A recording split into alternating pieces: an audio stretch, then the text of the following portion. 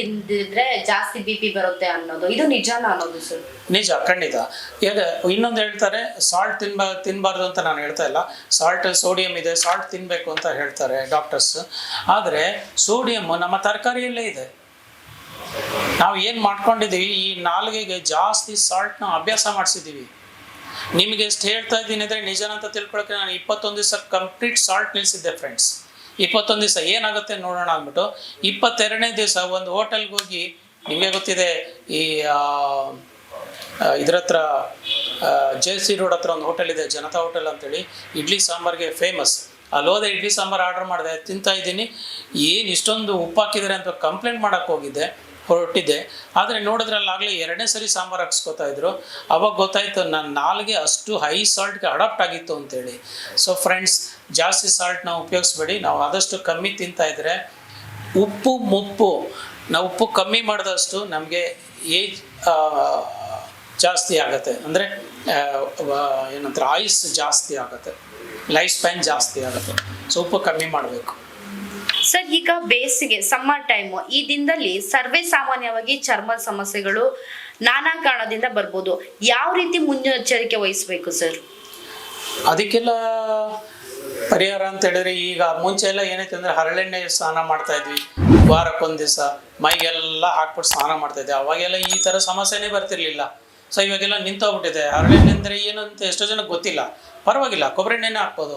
ಇದೆಲ್ಲ ಉಪಯೋಗಿಸ್ಬೇಕು, ಬಾಡಿಗೆ ಉಪಯೋಗಿಸ್ಬೇಕು. ಇಲ್ಲಾಂದರೆ ಫುಲ್ಲು ಕವರ್ ಮಾಡಬೇಕಾಗತ್ತೆ, ಬಾಡಿ ಕವರ್ ಮಾಡಿ ಹೋಗ್ಬೇಕಾಗತ್ತೆ. ಅವಾಗ ಅಷ್ಟೊಂದು ಸ್ಕಿನ್ ಒಡೆಯೋದು ಅದೆಲ್ಲ ಆಗೋದಿಲ್ಲ.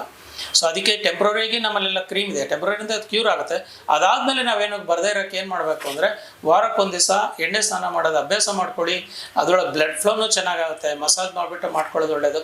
ಮಸಾಜ್ ಅಂದರೆ ಎಲ್ಲರೂ ಹಾಕಿ ಹಿಂಗೆ ತಿಕ್ತಾರೆ, ಆಗಲ್ಲ. ರಿವರ್ಸ್ ಹಾಕಬೇಕು.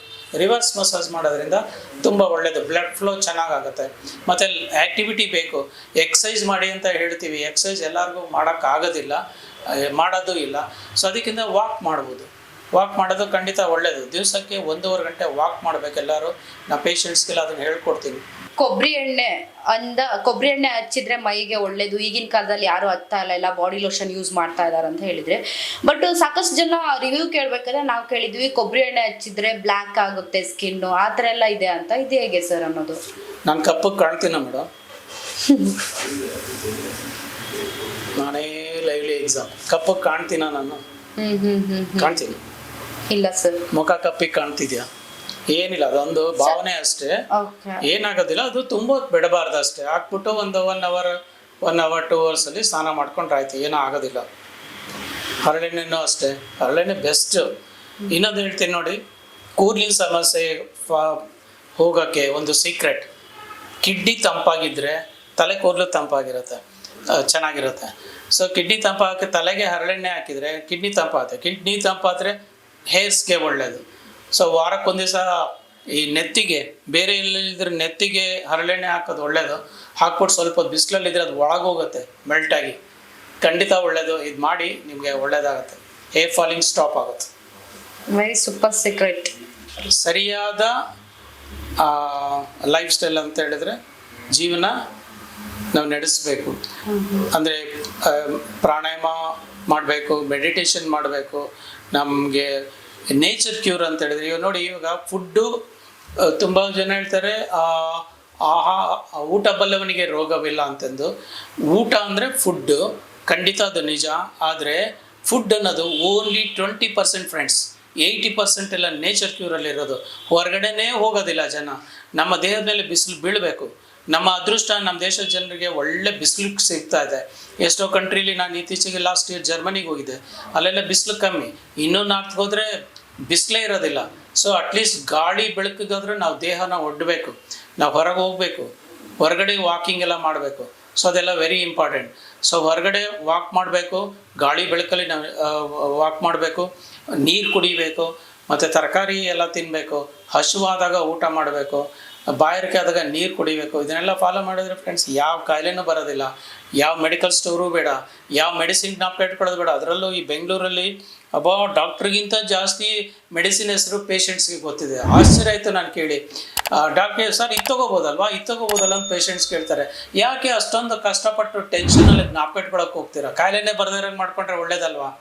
ಇಲ್ಲಿ ಬನ್ನಿ ಎಲ್ಲ ಹೇಳ್ಕೊಡ್ತೀನಿ. ಸರ್ ನಿಮ್ಮಲ್ಲಿ ವೆಯ್ಟ್ನ ಡಿಡಕ್ಷನ್ ಮಾಡ್ತೀನಿ ಅಂತ ಹೇಳಿದ್ದೀರಾ, ಅದರಲ್ಲಿ ಫ್ಯಾಟ್ ಕಮ್ಮಿ ಆಗುತ್ತೋ ಇಲ್ಲ ಮಸಲ್ಸ್ ಏನಾದರೂ ಸವಿಯುತ್ತೋ ಅನ್ನೋದು sir? Very good question madam. ಸರಿಯಾದ ಕ್ವಶನ್ ನೀವು ಕೇಳಬೇಕಾದ್ರೆ ಕೇಳಿದಿರ. ಯಾಕೆಂದರೆ ಮಸಲ್ ಅನ್ನೋದು ನಾವು ಬೆಳೆಸ್ಕೊಂಡಿರ್ತೀವಿ, ಅದು ಬಾಡಿಲಿ ಇರಬೇಕು. Very very important. ಅದ್ರದ್ದು ರಿಡಕ್ಷನ್ ಆಗಬಾರ್ದು ಫ್ರೆಂಡ್ಸ್, ಫ್ಯಾಟ್ ಮಾತ್ರ ಕರಗಬೇಕು. ಸೊ ನೀವೆಲ್ಲರೂ ಫ್ಯಾಟ್ ರಿಡಕ್ಷನ್ ಮಾಡಿಸ್ಕೊಳ್ಳಿ, ಒಂದು ಕಂಡೀಷನ್ ಹಾಕಿ, ಮಸಲ್ ಕಮ್ಮಿ ಆಗಬಾರ್ದು ಅಂತೇಳಿ. ಸೊ ಅದು ನ್ಯಾಚುರಲ್ ವೇ ನಿಮ್ಮದು ಫ್ಯಾಟ್ ರಿಡಕ್ಷನ್ ಆಗುತ್ತೆ. ಸೊ ನಮ್ಮಲ್ಲಿ ಬಂದರೆ ಮಸಲ್ನ ಪ್ರಾಮಿಸ್ ಮಾಡ್ತೀವಿ, ಮಸಲ್ ಕಮ್ಮಿ ಆಗೋದೇ ಇಲ್ಲ. ನಿಮ್ಮದು ಫ್ಯಾಟ್ ಮಾತ್ರ ರಿಡಕ್ಷನ್ ಆಗುತ್ತೆ, ರಿಂಕಲ್ಸ್ ಬರೋದಿಲ್ಲ, ಯಂಗ್ ಸ್ಕಿನ್ ಇರುತ್ತೆ, ಯಂಗ್ ಲುಕ್ ಇರುತ್ತೆ, ಮೋರ್ ಎನರ್ಜೆಟಿಕ್ ಆಗಿರ್ತೀರ. ಅದು ಲೈವ್ ಎಕ್ಸಾಂಪಲ್ ನಮ್ಮ ಹಾಸ್ಪಿಟ್ಲಲ್ಲೇ ಇದ್ದಾರೆ ಒಬ್ಬರು. 94 kg ಇದ್ದಿದ್ದು ಇವಾಗ 74 ಆಗಿದ್ದಾರೆ ವಿತಿನ್ 3.5 months.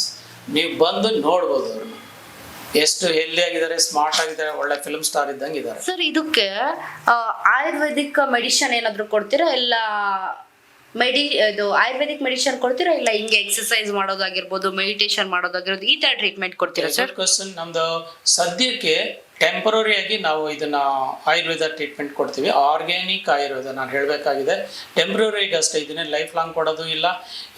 ಅದು ಏನೇನು ಪ್ರಾಬ್ಲಮ್ ಇದೆ ಅದು ನೋಡ್ಕೊಂಡು ಕೊಡ್ತೀವಿ. ಮತ್ತು ಇನ್ನೊಂದು ಹೇಳ್ತೀನಿ, ಫ್ಯಾಟ್ ಜಾಸ್ತಿ ಇದ್ದವ್ರಿಗೆ ಜಾಸ್ತಿ ರಿಡಕ್ಷನ್ ಆಗುತ್ತೆ. ಕೆಲವರಿಗೆ 7-8 kg ಕಮ್ಮಿ ಆಗ್ಬೋದು ತಿಂಗಳಿಗೆ. ಹಾಗಂತ ಎಲ್ಲರಿಗೂ 7-8 kg ಕಮ್ಮಿ ಆಗುತ್ತೆ ಅಂತ ಹೇಳೋಕ್ಕಾಗಿಲ್ಲ. ಕೆಲವ್ರು ಕಮ್ಮಿ ಫ್ಯಾಟ್ ಇರುತ್ತೆ, ಅವಾಗ ಕಮ್ಮಿ ರಿಡಕ್ಷನ್ ಆಗುತ್ತೆ. ಅರ್ಧ kg 1 kg ಕಮ್ಮಿ ಆಗ್ಬೋದು. ಇವತ್ತೊಬ್ಬರು ಫೋನ್ ಬಂದಿದೆ, ಬರೀ 1.5 kg ಜಾಸ್ತಿ ಇದ್ದಾರೆ, ಅದನ್ನ ರಿಡಕ್ಷನ್ ಮಾಡಿಕೊಡಿ ಅಂದರೆ ಈ 1.5 kgಗೆ ನಾವು 15 ದಿವಸದಲ್ಲಿ ಮಾಡ್ಕೊಡ್ತೀವಿ ಅಂತ ಹೇಳೋಕ್ಕಾಗೋದಿಲ್ಲ. ಯಾಕಂದರೆ ಕಮ್ಮಿ ಮಾತ್ರ ಫ್ಯಾಟ್ ಇದೆ ಅವ್ರದ್ದು. So may be it my take 1 month or 1.5 month ಆಗ್ಬೋದು. ಅಂತೂ ಸ್ಲಿಮ್ ಆಗೇ ಆಗ್ತಾರೆ, ಹೆಲ್ದಿ ಸ್ಲಿಮ್ ಆಗೇ ಆಗ್ತಾರೆ. ಸರ್ ನನಗೆ ಇನ್ನೊಂದು ಕ್ವಶನ್ ಇದೆ, ayurvedic medicine with English medicine ಇವೆರಡಕ್ಕೂ ಏನು ಡಿಫ್ರೆನ್ಸ್ ಇದೆ ಅನ್ನೋದು ಸರ್?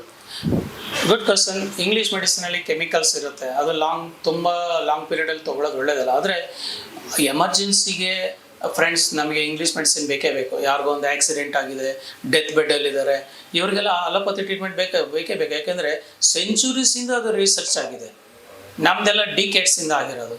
ಸೊ ಸೆಂಚುರೀಸಿಂದ ರಿಸರ್ಚ್ ಆಗಿರೋದ್ರಿಂದ ಅವ್ರಿಗೆ ಎಲ್ಲ ಥರ ಎಕ್ವಿಪ್ಮೆಂಟ್ಸು ಎಲ್ಲ ಇರುತ್ತೆ, ಇಮಿಡಿಯೇಟ್ ಟ್ರೀಟ್ಮೆಂಟ್ಗೆಲ್ಲ ಕೊಡ್ಬೋದು. ಸೊ ಎಮರ್ಜೆನ್ಸಿಗೆ ಬೇಕು, ಬಟ್ ಪರ್ಮನೆಂಟ್ ರಿಕವರಿಗೆ ನಮ್ಮ ಆರ್ಗ್ಯಾನಿಕ್ ಆಯುರ್ವೇದನೇ ಸೊಲ್ಯೂಷನ್. ಸರ್ ಮತ್ತೆ ಇನ್ನೊಂದು ಇರುತ್ತೆ, ಎಲ್ರಿಗೂ ಇಂಗ್ಲಿಷ್ ಮೆಡಿಷನ್ ತಗೊಂಡ್ರೆ ಬೇಗ ಹುಷಾರಾಗ್ತೀವಿ, ಬೇಗ ಕ್ಯೂರ್ ಆಗ್ತೀವಿ, ಆಯುರ್ವೇದಿಕ್ ಮೆಡಿಷನ್ ತಗೊಂಡ್ರೆ ತುಂಬ ಲೇಟೆಸ್ಟ್ ಆಗಿ ಅದರದ್ದೊಂದು ನಮಗೊಂದು ಅದ್ರದ್ದು ಬೆನಿಫಿಟ್ ಸಿಗೋದು, ಇನ್ನೊಂದು ಸಿಗೋದು ಅಂತ. ಸರ್ ಇದಕ್ಕೇನು ಹೇಳ್ತೀರಾ ಅನ್ನೋದು? ಕರೆಕ್ಟ್ ಮೇಡಮ್, ನೀವು ಕೇಳ್ತಾ ಇರೋದು. ಅಲೋಪತಿ ಮೆಡಿಸಿನ್ ಕೊಟ್ಟ ತಕ್ಷಣ ರಿಸಲ್ಟ್ ಬರುತ್ತೆ, ಲೂಸ್ ಮೋಷನ್ ಆಗ್ತಿರುತ್ತೆ, ಕೊಟ್ಟ ತಕ್ಷಣ ಲೂಸ್ ಮೋಷನ್ ಸ್ಟಾಪ್ ಆಗುತ್ತೆ. ಪೇಯ್ನ್ ಇದೆ, ತೊಗೊಂಡ ತಕ್ಷಣ ಪೇಯ್ನ್ ಹೊಟ್ಟೋಗುತ್ತೆ. ಪೇಯ್ನ್ ಕಿಲ್ಲರ್ ಅಂತ ನೀವು ಕೇಳಿದಿರ, ಅಲ್ಲಿ ಡಾಕ್ಟರ್ಸ್ ಮೆಲ್ಲಿಗೊಂದು ಹೇಳಿರ್ತಾರೆ, ಇದು 5 ತೊಗೊಳ್ಳಿ ಸಾಕು, ಜಾಸ್ತಿ ತೊಗೋಬೇಡಿ ಅಂದಿರ್ತಾರೆ. ಅದು ನಾವು ನೆಗ್ಲೆಕ್ಟ್ ಮಾಡಿರ್ತಾರೆ, ಯಾಕಂದರೆ ನೋವಿರುತ್ತೆ ತೊಗೋತಾರೆ, ನೋವಿರ್ತಾರೆ. ನಾಳೆ ದಿವಸ ಅದ್ರ ಹೆಸರು ಅವ್ರಿಗೆ ಪ್ರಾಕ್ಟೀಸ್ ಆಗಿರುತ್ತೆ, ಮೆಡಿಕಲ್ ಸ್ಟೋರಿಗೆ ಡೈರೆಕ್ಟಾಗಿ ಹೋಗ್ತಾರೆ, ಪೇಯ್ನ್ ಕಿಲ್ಲರ್ ಇದೆಲ್ಲ ಅದು ಕೊಡಿ ಅಂತ ತೊಗೊಳ್ತಾರೆ. ಆದರೆ ಯಾತಿ ಕೇಳಿರ್ತಾರೆ ಡಾಕ್ಟರ್ ಅಂತ ಹೇಳಿದ್ರೆ, ಪೇಯ್ನ್ ಕಿಲ್ಲರ್ ತೊಗೊಳ್ತಾ ಕಿಡ್ನಿಗೆ ತೊಂದರೆ ಆಗುತ್ತೆ. ಸೊ ಅದನ್ನು ಜಾಸ್ತಿ ತೊಗೋಬಾರ್ದು. ಸೊ ನಮ್ಮಲ್ಲಿ ಏನಿದೆ ಅಂತ ಹೇಳಿದ್ರೆ, ರೂಟ್ ಲೆವೆಲಿಂದ ಟ್ರೀಟ್ ಮಾಡ್ತೀವಿ ನಾವು, ಸಿಂಪ್ಟಮ್ಸ್ ಮೇಲೆ ಟ್ರೀಟ್ ಮಾಡೋದಿಲ್ಲ. ರೂಟ್ ಲೆವೆಲಿಂದ ಟ್ರೀಟ್ ಮಾಡೋದ್ರಿಂದ ಪೇಯ್ನ್ ಒಳಗಿಂದ ವಾಸಿ ಆಗ್ತಾ ಬರುತ್ತೆ, ಪರ್ಮನೆಂಟ್ ರಿಕವರಿ ಆಗುತ್ತೆ. ಎಷ್ಟೋ ಜನಕ್ಕೆ ಆಪ್ರೇಷನ್ ತಪ್ಪಿದೆ, ಇಂಜೆಕ್ಷನ್ ತಪ್ಪಿದೆ. ಸೊ ನಮ್ಮ ಒಂದು ಆಯುರ್ವೇದ ಸೆಂಟ್ರಲ್ಲಿ ಇಂಜೆಕ್ಷನ್ ಕೊಡೋದಿಲ್ಲ, ಆಪರೇಷನ್ ಮಾಡೋದಿಲ್ಲ. ಸರ್ ಈಗ ನೀರನ್ನ ಎಷ್ಟು ಕುಡಿಬೇಕು ಸರ್? ಸೊ ನೀವೆಲ್ಲ ಅಂದ್ಕೊಂಡಿರೋದೇನೋ 5 ಲೀಟರ್ ಕುಡಿಬೇಕು, 6 ಲೀಟರ್ ಕುಡಿಬೇಕು, ನೀರು ಜಾಸ್ತಿ ಕುಡಿದ್ರೆ ಒಳ್ಳೆಯದು, ಬಾಡಿ ಡೈಜೆಷನ್ ಚೆನ್ನಾಗಿರುತ್ತೆ, ಹೈಡ್ರೇಟ್ ಆಗಿರುತ್ತೆ ಅಂತೇಳಿ ಅಲ್ವಾ? ಖಂಡಿತ ಬೇಡ ಫ್ರೆಂಡ್ಸ್. ಜಾಸ್ತಿ ನೀರು ಕುಡಿದು ಕಿಡ್ನಿ ಪ್ರೆಷರ್ ಕೊಡಬೇಡಿ. ನೀರು ಕುಡಿದ್ರೆ, ನೀರು ಕುಡಿತಾ ಇರೋದನ್ನ ಸರಿ ಇದೆಯಾ ಅಂತ ತಿಳ್ಕೊಳ್ಳೋಕ್ಕೆ ಯೂರಿನ್ ಅಬ್ಸರ್ವ್ ಮಾಡಬೇಕಾಗತ್ತೆ. ಅದು ಫುಲ್ಲು ವೈಟ್ ಇದ್ದರೆ ನೀವು ಜಾಸ್ತಿ ಕುಡಿತಿದ್ದೀರಾ ಅಂತೇಳಿ, ಅದು ಎಲ್ಲೋ ಇಶ್ ಆಗಿದ್ದರೆ ತುಂಬ ಕಮ್ಮಿ ಕುಡಿತಾ ಇದ್ದೀರಾ ಅಂತೇಳಿ. ಆ್ಯಕ್ಚುಲಿ ನಿಮಗೆ ಇದು ಗೊತ್ತಿದೆಯಲ್ಲ, ಗರಿಕೆ ಸೊಪ್ಪು ಸ್ವಲ್ಪ ಲೈಟ್ ಕ್ರೀಮ್ ಕಲರ್ ಇರುತ್ತೆ. ಆ ಕ್ರೀಮ್ ಕಲರ್ ಬಂದರೆ ನೀವು ಕುಡಿತಾರೆ ನೀರು ಕರೆಕ್ಟ್ ಅಂತೇಳಿ. ಸೊ ಅಷ್ಟೆಲ್ಲ ಮಾಡಬಾರ್ದು. ನಾನು ಹೇಳ್ತೀನಿ ನೋಡಿ, ಒಂದು ಹೈಟಿಗೆ ಸರಿಯಾಗಿ ನೀರು ಕುಡಿದ್ರೆ ಸಾಕು. ಒಂದು 6 ಅಡಿ ಇರೋರಿಗೆ 3 ಲೀಟ್ರ್ ಸಾಕು. 5 ಅಡಿ ಇರೋರಿಗೆ 2-2.5 ಲೀಟ್ರ್ ಸಾಕು. 5 ಅಡಿ ಇಂದ 5ರಿಂದ 5 ಎಲ್ಲ ಇರ್ತಾರೆ, ಅವ್ರಿಗೆ 1.25 2 ಲೀಟ್ರ್ ಸಾಕು. ಕೆಲವರು 5 ಅಡಿ ಇರ್ತಾರೆ, 1.5 ಲೀಟ್ರ್ ಸಾಕು. ಒಂದು 4 ಅಡಿ ಇಂದ 5 ಅಡಿ ತನಕ ಇರ್ತಾರೆ, ಅವರಿಗೆ 1 ಲೀಟ್ರ್ ದಾಟಿದ್ರೆ ಸಾಕು. ಅವ್ರಿಗೆ ಸುಮ್ಮನೆ ಜಗ್ಗಟ್ಲೆ ನೀರು ಕುಡಿಬಾರ್ದು. ಮತ್ತು ಇನ್ನೊಂದು, ನೀರು ಕುಡಿಬೇಕಾದ್ರೆ ಕಚ್ಚಿ ಕುಡಿಬೇಕು ಫ್ರೆಂಡ್ಸ್. ನೀವೇ ಅಬ್ಸರ್ವ್ ಮಾಡಿ, ಎತ್ತಿ ಕುಡೀರಿ, ತಕ್ಷಣ ನಿಮಗೆ ಬಿಕ್ಕಳಿಕೆ ಬಂದಂಗೆ ಆಗುತ್ತೆ, ಗ್ಯಾಸ್ ಒಳಗೆ ಹೋಗುತ್ತೆ. ಸೊ ನೀವು ಕಚ್ಚಿ ಕುಡಿಯೋದ್ರಿಂದ ಗಾಳಿ ಒಳಗೋಗಲ್ಲ. ನೀರು ಮಧ್ಯೆ ಗಾಳಿ ಹೋಯ್ತು ಅಂದರೆ, ನೋವು ಬಂತು ಅಂದರೆ ತೆಗಿಯೋದು ತುಂಬ ಕಷ್ಟ ಫ್ರೆಂಡ್ಸ್. ಆಮೇಲೆ ಇನ್ನೊಂದು, ಕೂತ್ಕೊಂಡು ಕುಡಿಬೇಕು, ನಿಂತ್ಕೊಂಡು ಕುಡಿಬಾರ್ದು. ನಿಂತ್ಕೊಂಡು ಕುಡಿದು ನೋವು ಏನಾರ ಬಾಡಿಲಿ ಮುಂದೆ ಬಂತು ಅಂದರೆ, ಸದ್ಯದಲ್ಲಿ ಏನಾಗಲ್ಲ, ಮುಂದೆ ಬಾಡಿ ಪೇಯ್ನ್ ಬಂತು ಅಂದರೆ ಅದು ತೆಗಿಯೋದು ತುಂಬ ಕಷ್ಟ. ನಮ್ಮಲ್ಲಿ ಬರ್ತಾರೆ ಪೇಷಂಟ್ಸು, ಏನು ಸರ್ ನನಗಿಂತ ಮುಂಚೆ ಬಂದವ್ರದ್ದು ಎಲ್ಲ 10 ದಿವಸ 15 ದಿವಸಲೆಲ್ಲ ಪೇಯ್ನ್ ವಾಸಿ ಆಯಿತು, ನಂದು 1 ತಿಂಗಳು ಆಗ್ತಾ ಬಂದಿದೆ, ಏನೂ ವಾಸಿ ಆಗಿಲ್ಲ ಅಂತ ಏನು ಜೋರು ಮಾಡ್ತಾರೆ, ಗಲಾಟೆ ಮಾಡ್ತಾರೆ, ಎಲ್ಲ ಮಾಡ್ತಾರೆ. ಆದರೆ ಅವ್ರು ಮಾಡಿರೋ ತಪ್ಪು, ನಿಂತ್ಕೊಂಡು ಗಟ ನೀರು ಕುಡಿದು ಹೊಟ್ಟೋಗ್ತಾರೆ. ಕುಡಿದೆಲ್ಲ ಆಗಿ ಹೊಟ್ಟೋಗುತ್ತೆ.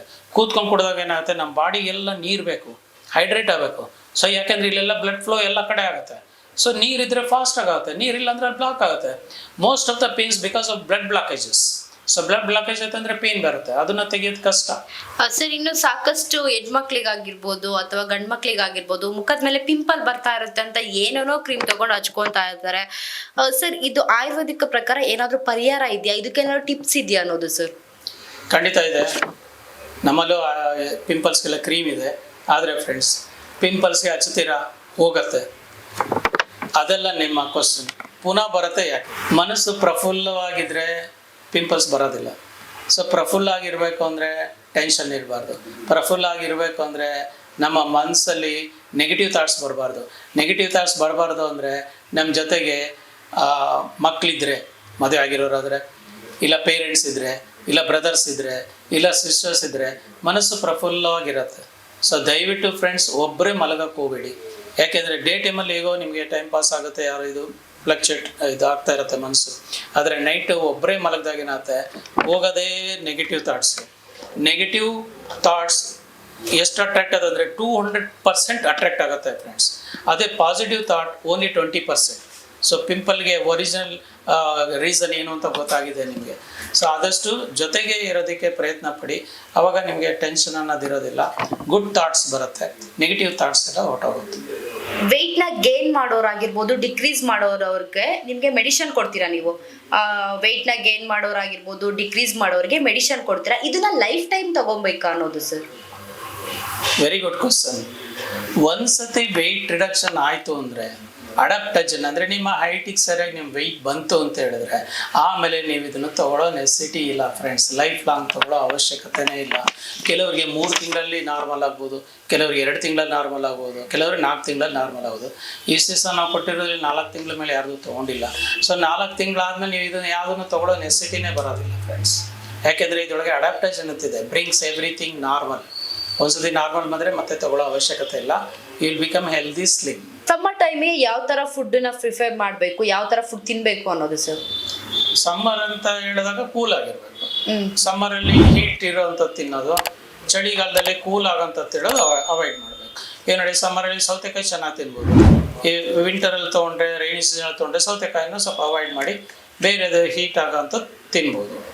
ಸೊ ಅಷ್ಟೇ ಸಿಂಪಲ್, ಅದು ಎಲ್ಲರಿಗೂ ಗೊತ್ತಿರುತ್ತೆ, ಫಾಲೋ ಮಾಡಿದ್ರೆ ಖಂಡಿತ ಪ್ರಾಬ್ಲಮ್ ಆಗೋದಿಲ್ಲ.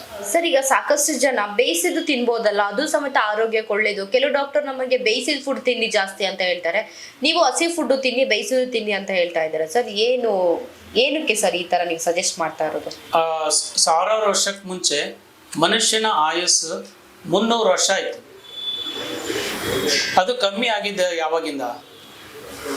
ಯಾವಾಗಿಂದ ಅಂತ ಹೇಳಿದ್ರೆ, ಬೆಂಕಿ ಕಂಡುಹಿಡಿದಾಗ್ಲಿಂದ ಕಮ್ಮಿ ಆಗ್ತಾ ಬಂತು. ಸೊ ವಾಟ್ ಇಟ್ ಶೋಸ್, ನಾವು ಬೇಯಿಸಿದ್ದು ತಿಂದಷ್ಟು ಆಯುಸ್ ಕಮ್ಮಿ ಆಗ್ತಾ ಬರುತ್ತೆ ಅಂತೇಳಿ. ಹಸಿ ತಿಂದರೆ ಆಯುಸ್ಸು ಜಾಸ್ತಿ ಆಗುತ್ತೆ. ಸೊ ನಮ್ಮ ದೇಹಕ್ಕೆ ಬೇಕಾಗಿರೋ ಎಲ್ಲ ನ್ಯೂಟ್ರಿಯೆಂಟ್ಸು ಸಿಗುತ್ತೆ. ಸೊ ಬೇಯಿಸಿದ್ದು ತಿಂದರೆ ಏನಾಗುತ್ತೆ ಅಂದರೆ, ಬೇಯಿಸಿದರೆ ಸ್ವಲ್ಪ ನ್ಯೂಟ್ರಿಯೆಂಟ್ಸ್ ಎಲ್ಲ ಸತ್ತೋಗ್ಬಿಡುತ್ತೆ. ಕೆಲವು ನ್ಯೂಟ್ರಿಯೆಂಟ್ಸ್ ಶಕ್ತಿ ಕಮ್ಮಿ ಆಗುತ್ತೆ. ಸೊ ಹಾಗಂತ ಬೇಯಿಸಿ ಬೇಡ ಬೇಡ ಅಂತ ಹೇಳಿಲ್ಲ, ಟೇಸ್ಟ್ ಬರುತ್ತದು. ಫಸ್ಟು ಹಸಿದು ತಿನ್ನಿ, ಆಮೇಲೆ ಬೇಯಿಸಿ ತಿನ್ನಿ, ಅವಾಗ ನಾಲಿಗೆಗೆ ಒಂದು ಸ್ಯಾಟಿಸ್ಫ್ಯಾಕ್ಷನ್ ಆಗುತ್ತೆ. ಸೊ ಎರಡೂ ಬೇಕಾಗುತ್ತೆ. ಸೊ ನಮ್ಮ ಪ್ಲೇಟಲ್ಲಿ ಹೇಗಿರ್ಬೇಕಂದ್ರೆ ಹಸಿ ತರಕಾರಿನೂ ಇರಬೇಕು, ಬೇಯಿಸಿದ್ದು ಇರಬೇಕು. ಇದು ನಮ್ಮ ಫಾಲೋ ಮಾಡ್ತಾ ಇದ್ರೆ ಖಂಡಿತ ಒಳ್ಳೆಯದು ಫ್ರೆಂಡ್ಸ್. ಸರ್, ಕೊನೆಯದಾಗಿ ನಮ್ಮ ಚಿತ್ತಾರ ವೀಕ್ಷಕರಿಗೆ ಆಯುರ್ವೇದಿಕ್ ಮೆಡಿಷನ್ ತಗೊಂಡ್ರೆ ಏನು ಉಪಯೋಗ ಆಗುತ್ತೆ ಅನ್ನೋದೊಂದು ಶಾರ್ಟ್ ಆಗಿ ಹೇಳಿ. ಖಂಡಿತ. ಆಯುರ್ವೇದ ಅನ್ನೋದು 1000 ವರ್ಷ, 6-7 ಸಾವಿರ ವರ್ಷ ಹಳೇದದು ನಮ್ಮಲ್ಲಿ ಆಯುರ್ವೇದ ಅಂತಿರೋದು. ಈ ಆಯುರ್ವೇದದಲ್ಲಿ ನಾ ಇನ್ನೊಂದು ಸ್ವಲ್ಪ ಸೇರಿಸ್ಬೇಕಾಗತ್ತೆ. ಆಗಿನ ಕಾಲದಲ್ಲಿ ಕೆಮಿಕಲ್ ಅನ್ನೋದು ಉಪಯೋಗಿಸಿಲ್ಲ, ಈ ಪೆಸ್ಟಿಸೈಡ್ ಅನ್ನೋದು ಉಪಯೋಗಿಸ್ತಾ ಇರಲಿಲ್ಲ. ಇವಾಗೆಲ್ಲ ಉಪಯೋಗಿಸಿದ್ರೆ ನಾನು ಹೇಳೋದು ಆರ್ಗ್ಯಾನಿಕ್ ಆಯುರ್ವೇದ ಖಂಡಿತ right remedy for most of the diseases and ailments. So ಅದನ್ನು ಆರ್ಗ್ಯಾನಿಕ್ ಆಯುರ್ವೇದಕ್ಕೆ ನೀವು ಭೇಟಿ ಕೊಡಿ, ನಮ್ಮಲ್ಲಿ ಬನ್ನಿ ಒಮ್ಮೆ. ಆರ್ಗ್ಯಾನಿಕ್ ಆಯುರ್ವೇದ ಅಂದರೆ ಏನು ಅಂತ ತಿಳ್ಕೊಳ್ಳಿ. ಇದನ್ನೆಲ್ಲ 100% ಆರ್ಗ್ಯಾನಿಕ್ ಆಗಿ ಬೆಳೀತಾ ಇದ್ದಾರೆ. ಸೊ ನಾರ್ತಲ್ಲಿ, ಲೂಧಿಯಾನಾದಲ್ಲಿ ಅಲ್ಲೆಲ್ಲ ಬೆಳೀತಾ ಇದ್ದಾರೆ. ಸೊ ಅದನ್ನೆಲ್ಲ ನಾವು ಇಲ್ಲಿ ತಗೊಂಬಂದು ಕೊಡ್ತಾ ಇರೋದ್ರಿಂದ ಬೇಗ ರಿಸಲ್ಟ್ ಬರ್ತಾ ಇದೆ. ತುಂಬ ಜನ ಹ್ಯಾಪಿ ಕಸ್ಟಮರ್ಸ್ ಇದ್ದಾರೆ. ಅವ್ರನ್ನ ಪೇಷಂಟ್ಸ್ ಅನ್ನಲ್ಲ, ನಾನು ಎಕ್ಸ್ ಪೇಷಂಟ್ಸ್ ಅವರು. ಸೊ ನಮಸ್ಕಾರ ವೀಕ್ಷಕರೇ, ನನ್ನ ಹೆಸರು ಡಾಕ್ಟರ್ ಶ್ರೀಧರ ಅಂತೇಳಿ. ನಾನು 25 ವರ್ಷದಿಂದ ಈ ಒಂದು ಆಲ್ಟರ್ನೇಟಿವ್ ಥೆರಪಿ, ಆಯುರ್ವೇದ ಇದನ್ನೆಲ್ಲ ಕೊಡ್ತಾ ಇದ್ದೀನಿ. ಸೊ ತುಂಬ ಜನಕ್ಕೆ, 1000 ಜನಕ್ಕೆ ರಿಕವರಿ ಆಗಿದೆ. ನಾನಿಲ್ಲಿ ನಿಸರ್ಗ ಆರ್ಗ್ಯಾನಿಕ್ ಆಯುರ್ವೇದ ಕೇಂದ್ರ, RPC ಲೇಔಟ್, ವಿಜಯನಗರ, ಇಲ್ಲಿ ನಾನು ಡಾಕ್ಟ್ರಾಗಿ ವರ್ಕ್ ಮಾಡ್ತಾ ಇದ್ದೀನಿ. ತುಂಬ ಪೇಷಂಟ್ಸ್ನೆಲ್ಲ ಅಟೆಂಡ್ ಮಾಡ್ತಾ ಇದ್ದೀನಿ. ಒಮ್ಮೆ ಭೇಟಿ ಕೊಡಿ. ಪ್ರಾಬ್ಲಮ್ ಇಲ್ಲದೇ ಇದ್ರೂ ಪರವಾಗಿಲ್ಲ, ನಾವು ಯಾವ ರೀತಿ ಟ್ರೀಟ್ಮೆಂಟ್ ಕೊಡ್ತೀವಿ ಅಂತ ತಿಳ್ಕೊಂಡು ಹೋಗ್ಬೋದು. So wish you all good health.